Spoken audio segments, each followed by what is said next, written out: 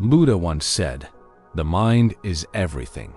What you think, you become."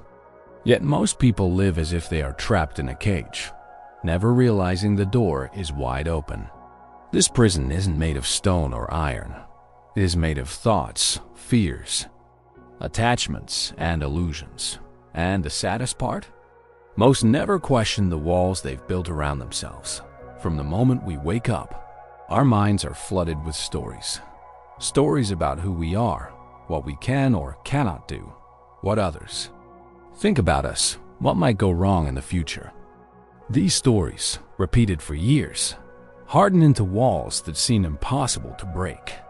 We cling to past mistakes as if they define us. We chase future dreams as if happiness lies only somewhere ahead. We hold grudges, crave recognition, and run from discomfort, all without realizing that in doing so, we chain ourselves to suffering. Buddha called this dukkha, the constant unsatisfactoriness of life when lived in ignorance. He taught that suffering doesn't come from the world outside, but from the mind inside. It's not the events of life that imprison us. It's our reaction to them. A person may live in a palace, yet be shackled by fear, while another may have little, yet walk in complete freedom. The difference lies not in circumstance, but in consciousness. Think of the caged bird that doesn't know the door is open. It stays inside, flying in circles, perching on the same familiar branch, unaware of the endless sky waiting beyond. Many of us are that bird. We complain about our cage, decorate it, try to make it comfortable, but never question why we stay inside. The key to freedom is awareness. In Buddhist teachings, awareness is the light that reveals the truth about the prison we've built. When you begin to observe your thoughts without getting lost in them, you start to see the illusion. What Buddha called Maya.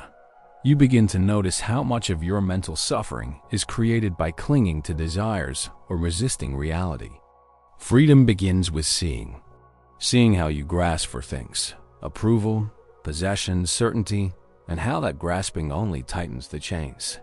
Seeing how you run from fear, only to meet it again in a different form. Seeing how you identify with every thought as me or mine, when in truth, the mind is like a river. Thoughts come and go, and none of them define you. Detachment is the next step. Many misunderstand this word, thinking it means not caring. In truth, detachment means caring deeply but without being enslaved by the outcome. It means you can love without clinging, work without being consumed by results, and live without fear of loss. Buddha taught that attachment is the root of suffering, and detachment is the path to peace. How do you begin? Start by sitting still. Just for 10 minutes a day, close your eyes, breathe, and watch the mind. Don't try to control your thoughts, just notice them. Like clouds drifting across the sky, let them pass without holding on. In time, you'll see the space between the thoughts, the silence underneath. That silence is freedom. Practice letting go in small ways. Release an old resentment. Give away something you don't need. Say no to a craving you usually give in to. Each time you let go, you weaken the bars of your mental prison. Live in the present moment, not yesterday's regrets, not tomorrow's fears. Here, now. Buddha said, do not dwell in the past. Do not dream of the future. Concentrate the mind on the present moment. When you are truly present, the prison disappears, because the walls exist only in the minds. Stories about past and future. Your life can change, not by forcing the outside world to bend to your will, but by seeing clearly what is already true inside you. The prison is not real. The key has always been in your hand. You are not your fears. You are not your failures. You are not your possessions. You are the awareness that sees them all. Buddha reminded us, no one saves us but ourselves. Number 1 can and no one may. We ourselves must walk the path. You cannot wait for someone to come and open the door for you. You must see it, walk to it, and step into the open. The choice is always yours. To stay in the familiar comfort of your mental cage, or to take the terrifying, beautiful step into the vast unknown. Yes, it will be uncomfortable. Yes, it will challenge every belief you hold about yourself. But beyond that door lies a freedom so vast it cannot be described. It can only be lived. You hold the key. The question is, will you use it? Freedom from the prison of the mind doesn't happen in an instant. The walls were not built in a day, and they won't dissolve in a day. But every moment you bring awareness to your life, you chip away at them. Imagine your mind as a glass jar filled with muddy water. If you keep shaking it with thoughts, worries, and distractions, it stays cloudy. But if you set it down and allow it to be still, the mud slowly settles and the water becomes clear. That clarity is what Buddha pointed to when he spoke of enlightenment, seeing reality as it truly is. Most people fear stillness because in stillness, the truth surfaces. You may begin to notice pain you've buried, fears you've avoided, or emptiness you've tried to fill with noise. But here's the paradox.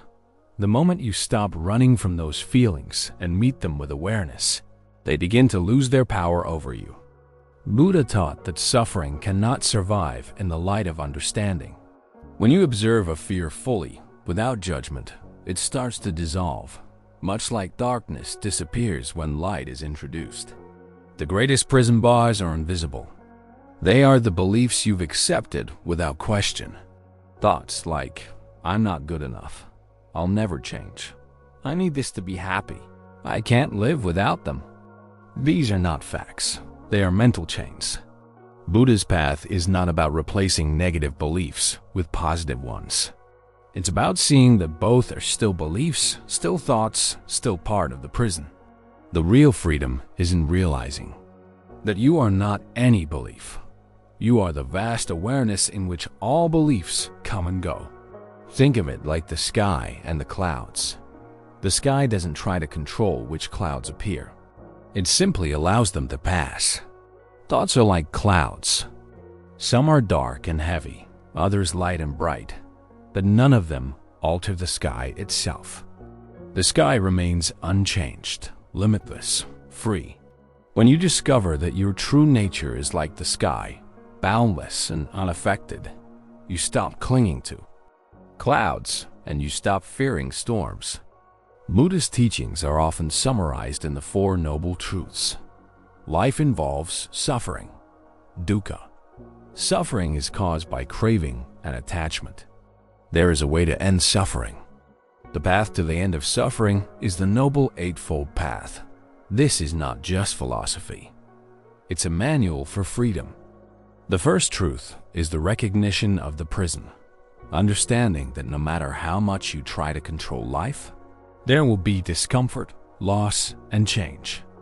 The second truth reveals the source of the prison walls, our constant craving for what we don't have, and aversion to what we do have but don't like.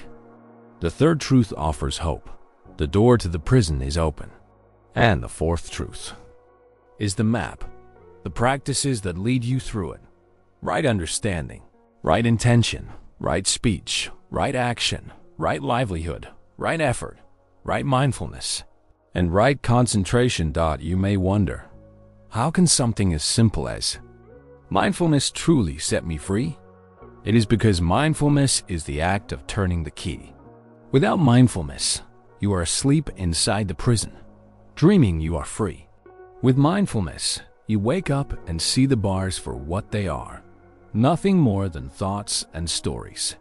Picture this. You are walking through a forest, lost in thought. You don't notice the sunlight on the leaves, the sound of the wind, or the scent of the earth. Your mind is far away, replaying the past or worrying about the future. Suddenly, you stop. You take a deep breath. You listen. In that moment, the prison walls vanish. There is no past, no future, just a living reality of now. That is freedom. Yet, freedom is not something you get once and keep forever. It is a practice. Every day, the mind will try to rebuild the prison. Every day, you must choose to open the door again. This is why Buddha compared the mind to a garden.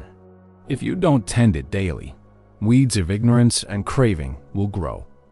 Back. Meditation, mindfulness, compassion, these are the tools to keep the garden clear. The world will not stop testing you. People will still disappoint you. Plans will still fail. Loss will still come. But when your mind is free, you can face these storms without being shattered. You learn to bend like bamboo, to flow like water, to stand like a mountain. There is a Zen saying, "You are the sky. Everything else is just the weather." If you remember this, you will never again mistake a passing storm for who you are. Buddha's path is not a promise of a perfect life, but of a free life. Free from being owned by your desires. Free from being crushed by your fears. Free from the endless chase for something out there to make you whole. Because the truth is, you are already whole. The prison is an illusion, and illusions disappear when you stop believing in them. So today, pause. Look at the thoughts that have been running your life. Ask yourself, are these walls real, or are they only made of smoke? Then, breathe, smile gently, and take one step outside the cage. You hold the key. Always have. Always? Well, the question is, will you use it today?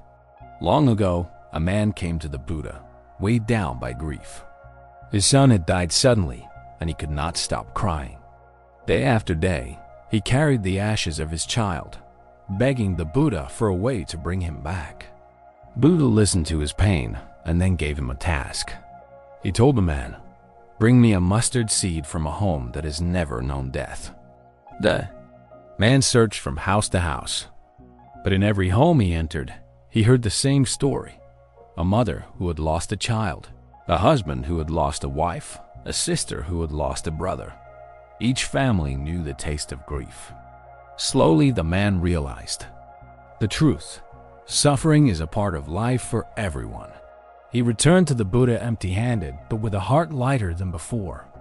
He had discovered that his grief was not a personal punishment, but part of the shared human condition.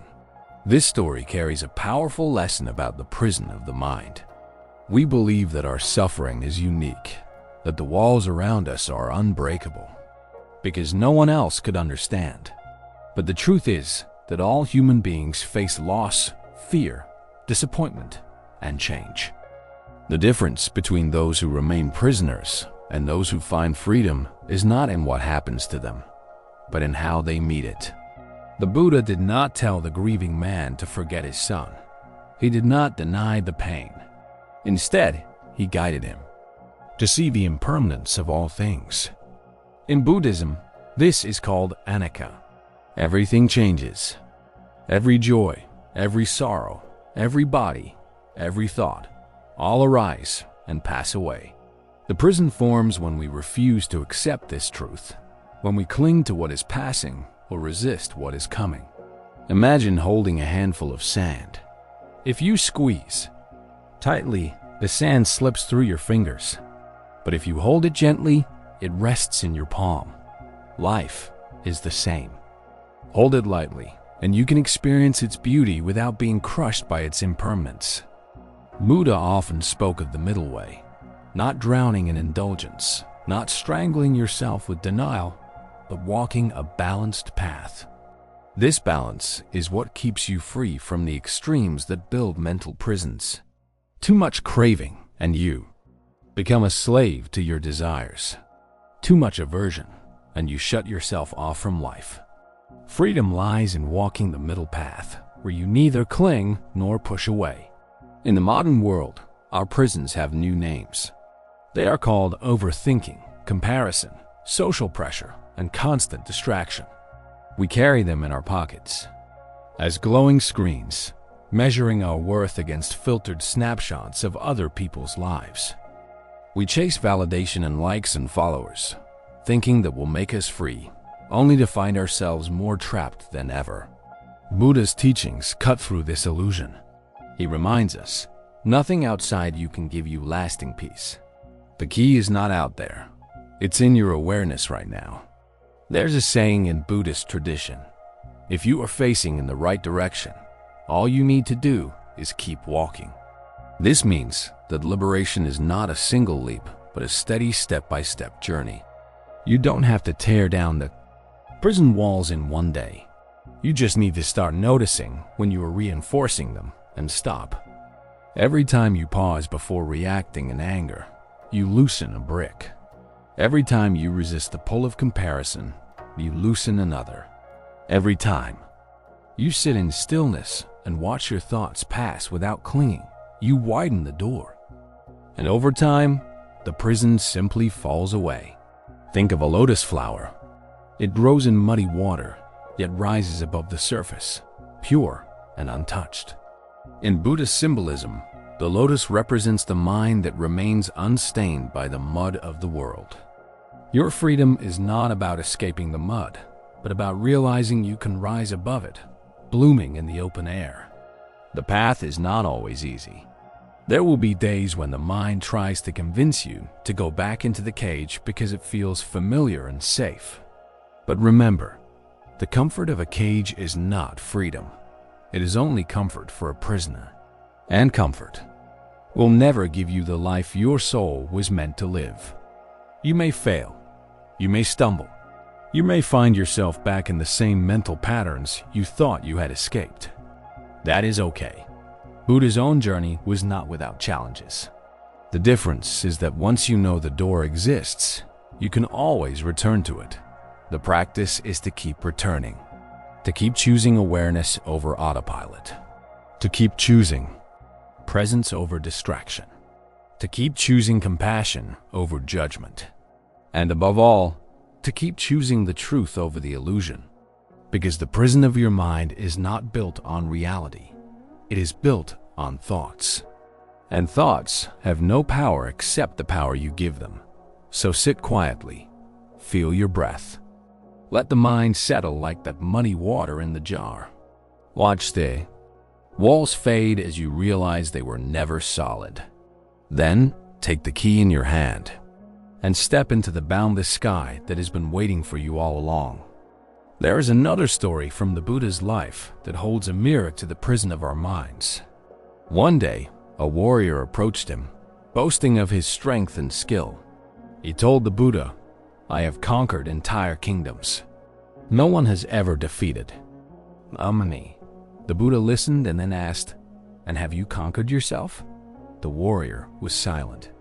For all his victories on the battlefield, he had never considered that the greatest battle is not against others, but against the restless, craving, fearful mind within. You can spend your whole life conquering the world, building wealth, gaining status, collecting possessions, yet remain a prisoner if you have not conquered your own mind. And conversely, a person who owns nothing can walk in perfect freedom if their mind is at peace. This is why the Buddhist teachings point inward. He knew that external victories are temporary, but internal freedom lasts beyond every change. The prison you must escape is not made of other people's walls, but of your own habits, illusions, and attachments. Look honestly, how often do you act not because you truly want to, but because you fear what will happen if you don't? How often do you hide your true self to fit someone else's expectations? How often do you chase what you already know will not satisfy you, because it feels easier than facing the emptiness inside? These are the invisible bars. Buddha taught that liberation begins with right view, seeing clearly what is true. The truth is not always comfortable, but it is always freeing. When you see that your anger is not you, that your fear is just a passing cloud, that your cravings cannot deliver lasting joy, the chains begin to fall. There is a teaching in Zen Buddhism that says, "Let go or be dragged." Imagine holding onto a rope that's tied to a galloping horse. The tighter you hold, the more it drags you through the dirt. That rope is your attachment to control, to recognition, to how life should be. Letting go is not losing. It is ending the needless suffering of being pulled by something you cannot control. But here is the paradox. Letting go feels, at first, like stepping into the unknown without armor. It requires trust. Trust that life is bigger than your fears. Trust that the present moment will hold you. Trust that you are more than the mind's stories. This trust grows with practice, not with waiting. The Buddha never told people to believe blindly. He said, "Do not accept my words on faith alone. Test them, observe them, and if they lead to the end of suffering, then accept them." This is the beauty of his path. It is not about dogma. It is about direct experience. You can test freedom for yourself, one small act at a time. Sit quietly for 5 minutes and watch your breath. Notice how the mind runs to the past or future. Gently bring it back. That small act is stepping outside the cage. Say no to something you don't truly want, even if it disappoints someone. That is loosening the bars. Forgive someone who hurt you, not for them, but to free yourself. That is throwing away the chains. Every day, you have moments where you can choose freedom over imprisonment. The problem is that we rarely see them because we are too busy reinforcing the walls. We defend our ego, argue to be right, cling to what is slipping away, numb ourselves with distractions. The prison feels safer than freedom because freedom demands that we face ourselves without masks. The masks are heavy. They take effort to hold in place.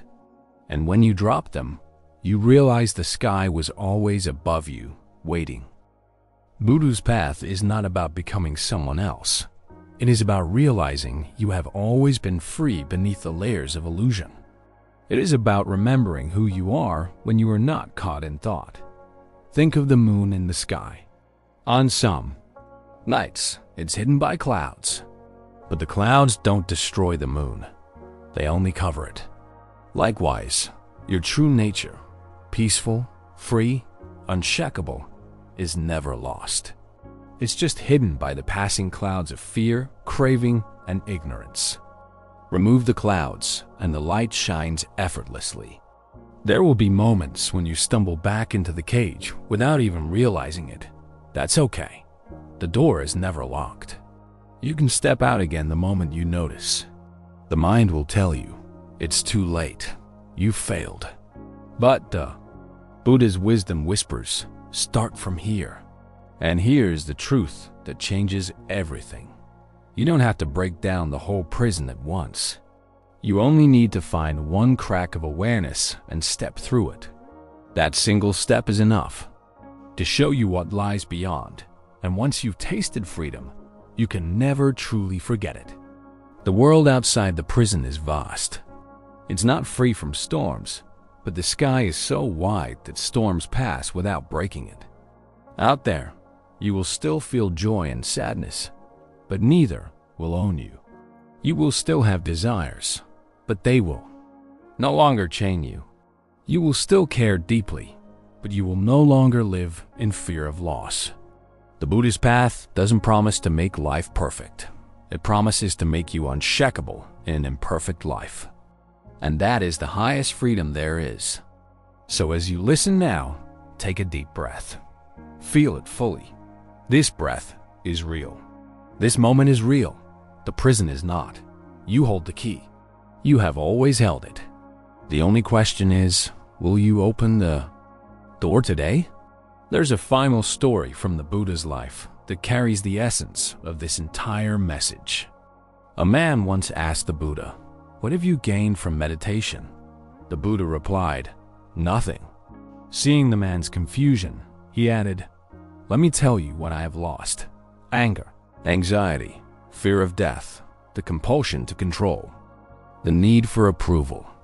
These are the things that were my prison. Now, they are gone." Freedom is not about gaining something new. It's about losing the things that weigh you down. It's about shedding the illusions you've been carrying. like a traveler putting down a heavy pack and realizing they can walk freely for the first time. Look at your own life right now. What is the heavy pack you are carrying? Is it the fear of what others think? Is it the constant hunger for more? Is it the wound you keep reopening by replaying the past? Ask yourself, if I put this down today, what would happen? The mind will give you 1,000 reasons to hold on. But the truth is, if you let go, the only thing you'll lose is the prison itself. The Buddha's wisdom was never meant to be kept in temples or locked in books. It was meant to be lived, here and now. You don't need to go to the mountains to start.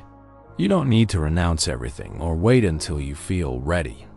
You can begin this very moment, in the middle of your ordinary life, by turning inward and seeing that you are not the prisoner you think you are. Every time you choose presence over distraction, compassion over judgment, acceptance over resistance, you are taking a step into freedom. And the beauty is that the more you walk this path, the lighter you become. You stop fighting life and you start flowing with it. You stop fearing change because you see that change is the only constant. You stop chasing happiness because you realize it was here all along, waiting under the noise. Buddha taught that the mind is both the jailer and the liberator. The same mind that builds walls can also tear them down. But you must train it, not as an enemy to be beaten into submission, but as a friend to be guided gently toward the truth. One day, you will look back and see that the prison you feared was nothing more than shadows, that the walls were thoughts, the chains were beliefs, and the lock was made of fear. And you will smile, because you will know that none of it was ever truly real. And when that day comes, you will walk freely, not because the world outside has changed, but because the world inside has. So pause now, feel the ground beneath you. Listen to the sound of your breath. This is the present moment, the only place where freedom lives. The door is open, the key is in your hand, and the vast sky is calling your name. Walk through it, because your mind is not your prison. It is your path to liberation.